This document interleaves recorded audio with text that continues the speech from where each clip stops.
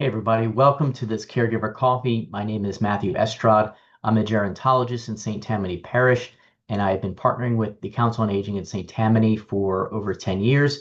All of that time as the Caregiver Support Group Facilitator every week, and also half of that time, so 5 years, bringing you education like this called Caregiver Coffee. In each installment of Caregiver Coffee, if you've not seen before, first of all, welcome. But in Caregiver Coffee, we try to offer some education about aging, especially healthy aging, aging in place in the setting that's most comfortable for you, which is typically your home. But all of the information can be used in any setting. And it's for those who are aging, for their caregivers. And let's face it, we're all aging, and at some point we will all be a caregiver or need a caregiver. So I'm glad that you're here. Today's topic is going to be a heavy one. It's elder abuse. So we're going to talk about what it is, how to recognize it, what to do about it if you suspect it. So before we get to this really important topic, I need to plug our caregiver support group. So we meet every week, every Tuesday, unless there's a holiday, and typically we'll move it back or later back on a Monday or further in the week. If there is a holiday like Mardi Gras, and then sometimes Christmas or Fourth of July will fall on a Tuesday. So Tuesdays, 6 p.m. to 7:30 p.m. Central.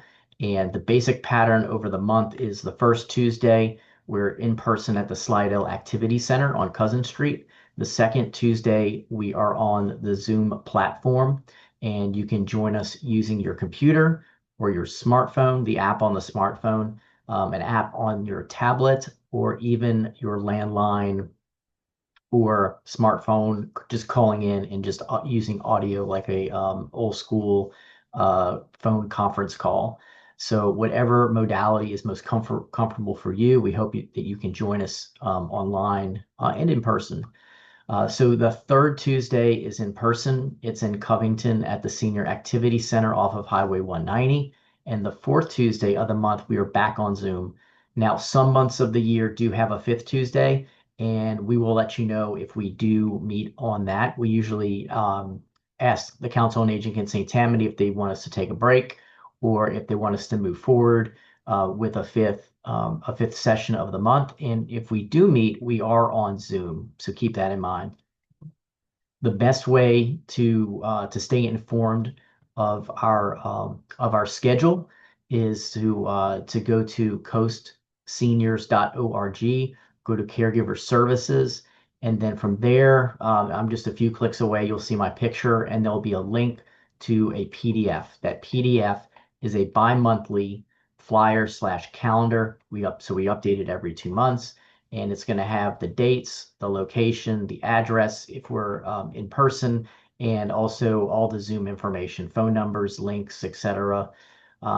So I feel like it's important to get that printed out on your refrigerator or put it into your planner.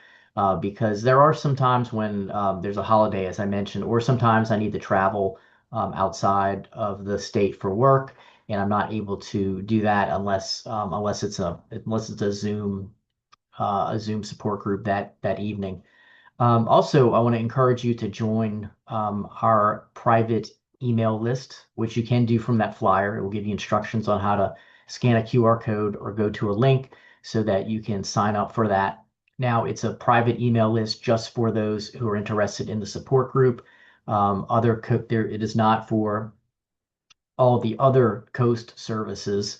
Although sometimes we'll make announcements about webinars that are coming up or special activities and things like that, like the Caregiver Expo. That's every March. So I hope that you'll consider signing up for that. You'll also receive reminders on Tuesday morning that we are meeting and where we are meeting, whether it's in person or virtual. So, and that's how you get the new updated flyer every 2 months, is subscribing to that, because we'll send it out to everybody that way.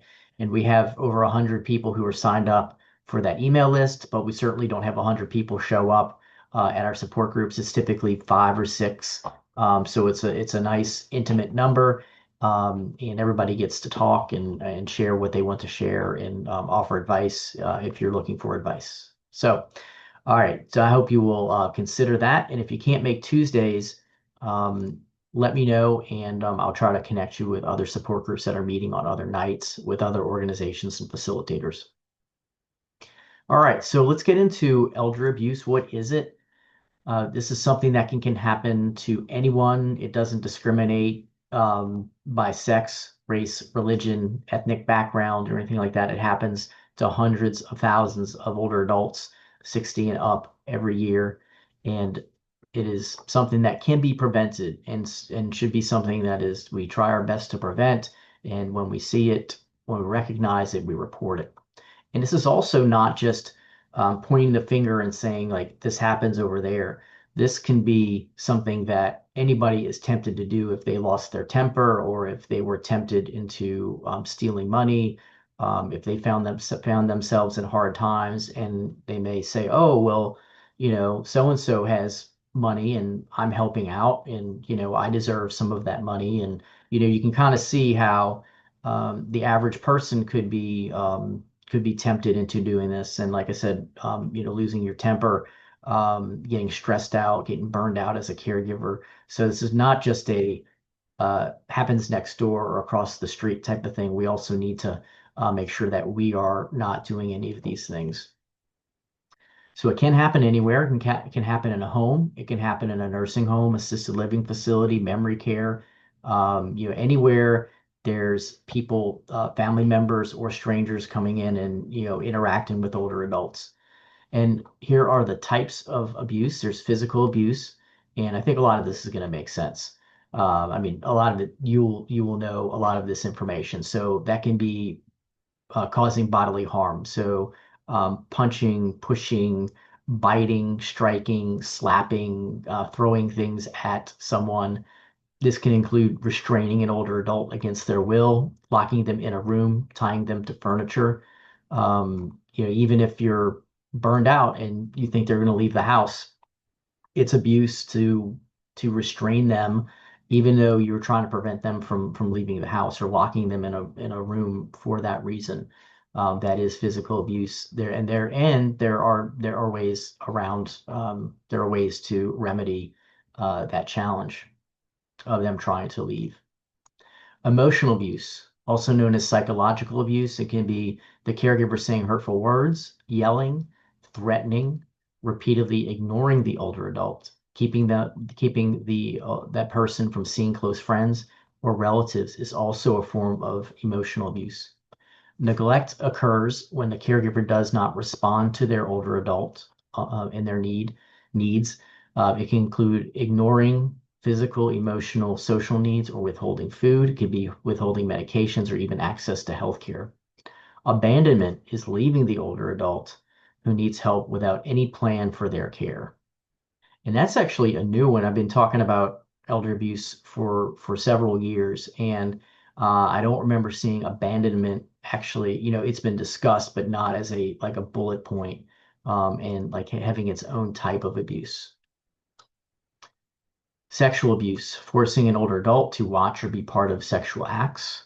Financial abuse, it happens when money or belongings are misused or stolen from an older adult. It can be something as obvious as forging checks, taking someone's Social Security benefits or other pensions and things like that, withholding access to money or financial information, using their credit cards, changing names on a bank account, on life insurance policy, title to a house or a vehicle. All these things are financial abuse. So who is being abused? This can happen to any older adult. Most victims are women, but some are also men. And side note, my maternal grandfather, who had dementia in the 90s, the late 90s, he was a victim of financial abuse. A woman befriended him and just got real friendly with him, and it's like, I'm your girlfriend. And of course, he was unaware of what was happening for the most part. Didn't know that she was, had taken his checkbook, was writing checks, and it wasn't until they started bouncing that law enforcement that we knew what was happening, and law enforcement stepped in, and my mom had to deal with all that. Of course, I was a lot younger then, but these are the things that I know that she went through, or both of them went through.